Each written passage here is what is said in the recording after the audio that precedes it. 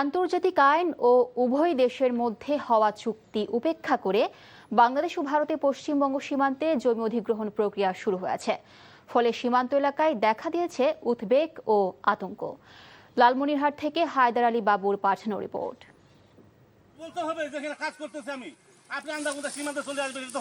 পাঁচ উপজেলা নিয়ে গঠিত লালমনিরহাট জেলার প্রতিটি উপজেলাতেই রয়েছে ভারতীয় সীমান্ত। এসব সীমান্তে বিভিন্ন সময়ে গুলি চালিয়ে মানুষ হত্যা কিংবা নানাভাবে হয়রানির অভিযোগ রয়েছে। সম্প্রতি ভারতের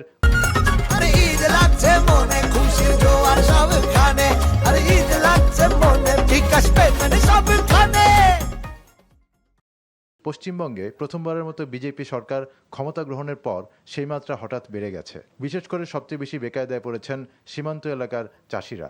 মোদী সরকার আসিয়ে তো বিজেপির ঘর ওই যে বিজেপির ঘর পিটি শুরু করছে বেশি। 10-12 দিন থেকে কোনো গরু ছাগল তো এই বাংলাদেশের সীমানাতে নিগির পাই না। ইতোমধ্যে পশ্চিমবঙ্গে বিজেপির নতুন রাজ্য সরকার সীমান্তে কাঁটাতারের বেড়া নির্মাণে বিএসএফকে জমি হস্তান্তরের প্রক্রিয়া শুরু করেছে। শুক্রবার আলোচিত ইউনিয়ন দহগ্রাম আঙ্গরপোতার প্রবেশমুখ 3 বিঘা করিডোর এলাকার শূন্যরেখায় খুঁটি স্থাপন শুরু করা হলে বিজেপির কঠোর বাধায় সীমান্তে উত্তেজনা দেখা দেয়। আমরা একটা আতঙ্কের মধ্যে আছি না। দহগ্রামে এখানে কেলেঙ্কারা, এখানে গরু টানাটানি হয়, বিএসএফ ধরি ডাঙ্গাটাঙ্গি করে। বিডিআর বিএসএফ তো একটু ততঙ্কের ভিতরে আছে, কারণ বিএসএফ তো হামলা করতে চাইতেছে। বর্ডারে পাও দেওয়া যায় না বর্তমান, বর্ডার পাও দিলে ওটা দূরে আসতেছে। খুবই আতঙ্কের ভিতরে আছি আমরা।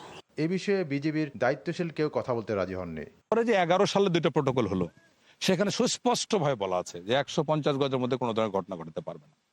এটা তো শুধু এখানে 3 বিঘা করিডোরের কোনো প্রশ্নই আসেনি। এর বিরুদ্ধে শক্তিশালীভাবে আপনাদের অবস্থান নিতে হবে। সীমান্তে সৃষ্ট জটিলতা নিরসনে রাষ্ট্রের উচ্চ পর্যায়কে উদ্যোগী হওয়ার আহ্বান সীমান্ত এলাকার মানুষের। NTV news desk.